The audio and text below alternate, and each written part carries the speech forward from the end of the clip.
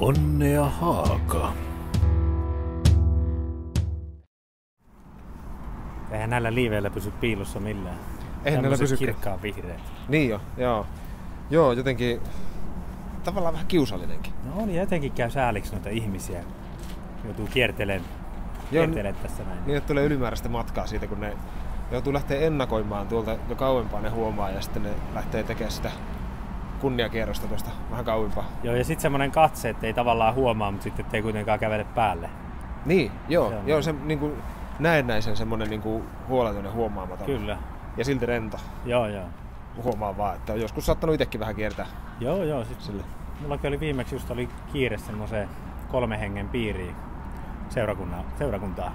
Niin joo. Pyörittää, että oli vähän myöhässä ja siellä oli kuitenkin aikuiset ihmiset aika hädissään, kun ei ollut pappia ja sitten virta loppuu ja sitten tulee näitä. Joo. Näitä. Mutta sehän on kuitenkin strategian mukaista ydintoimintoa sillä niin kuin toimissa. Sä olit kyllä sillä ymmärrät. Mä ainakin ymmärrän tosi hyvin. Joo, se on kiva. Joo, kyllä. Mitä sä mietit näistä niinku, silloin kun sä vedät liivin päälle, niin missä sä keräät niinku mieluita? No kyllä mä pyrin aina näkyvälle paikalle. Joo. Se on niinku ihan ehdoton. Joo.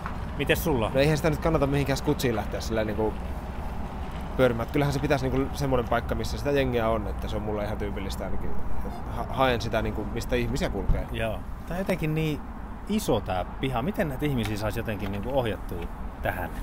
Niin, kyllähän siinä semmoista peliälyä. Mä joskus käytän silleen niinku aika ahtaita paikkoja. Okei. Että katsoo vähän silleen, että mistä se kulkulinja menee ja ei se nyt tungetteleva tarvi olla, mutta voi sillä niinku sijoittua sopivasti. Vähän niinku isällisesti ohjata. Kyllä, sillä voi niinku auttaa tavallaan ymmärtää sitä, että mikä olisi se oma tahtotila siinä. Joo. Joku tämmönen. Joo. Yksihän on sitten noi niinku ilmeet. Joo, se on tärkeä. Pitää olla jotenkin semmonen niinku semmoinen vähän pyhäkoulutädin ilme, jossa on niinku semmoista syvää sympatiaa ja sitten hymy. Hymy on tärkeä. Joo, ja se, että sitä tulisi se semmoinen laupiaan samarialaisen niinku semmoinen mielleyhtymä. Ja semmoinen, mitä suomalainen mies pelkää, kun se täti kattoo silmiin ja sanoo, että nyt jutellaan. Joo, niin just se. Haluatko näyttää, miten se niinku lähtisi? Jotenkin näin ja sitten iloista antajaa, Jeesus rakastaa. Mä oon niinku kehittänyt muutamia eri. Että on semmonen niinku reipas keräilijä, hymy, ilme, semmonen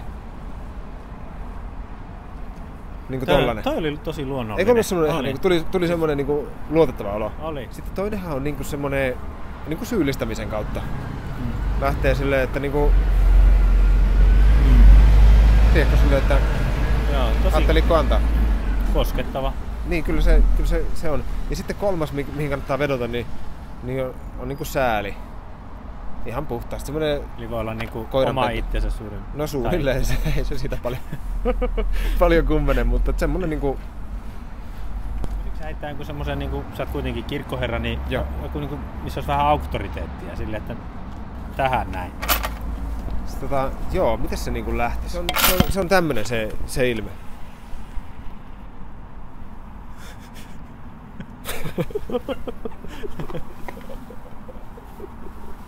Tolleen se menee.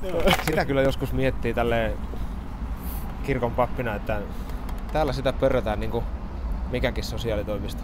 No niin joo, kyllä joo. Ja siitä tulee paljon palautetta. Ja tietysti itselläkin vähän huono omatunto, että mihin sen työajan käyttää. Niin. Pitäisikö kuitenkin palata niihin ydinjuttuihin? Niinpä.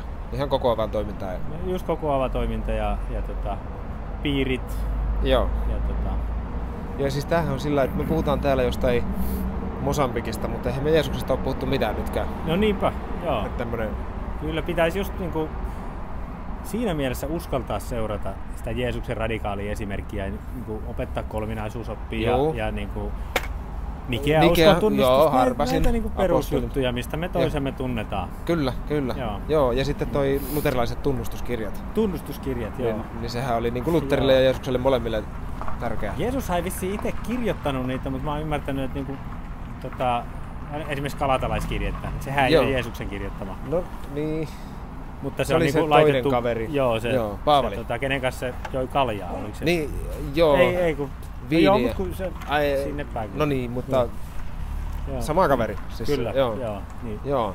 Just näihin, että voisiko tässäkin jakaa siis luterilaisia tunnustuskirjoja ihmisille? Joo. Ja siis tavallaan sitä kautta niinku auttaa Mosambikkia, Zimbabweeta. Niin esimerkiksi.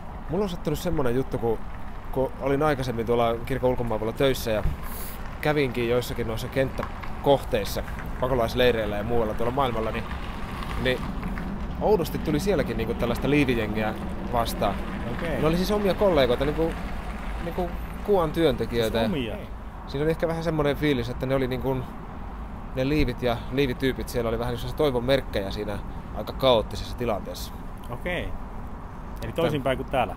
No näin niin kerätään rahaa ja ne oli sit jakamassa Joo. Tai ei nyt rahaa varmaan jakanut. No ei nyt suoraan rahaa, mutta sitä osaamista ja aineellista apua ja kaikkea sellaista. Niin. Onkohan niillä jaettavaa siellä nyt? Niin, mulla on jotenkin se käsitys, että tämä mitä me tässä tehdään, niin jotenkin liittyisi. Tavallaan siinä on se syy-yhteys. Okei, joo. Voi siinä olla joku niin. yhteys. On se mahdollista. Niin. Joo.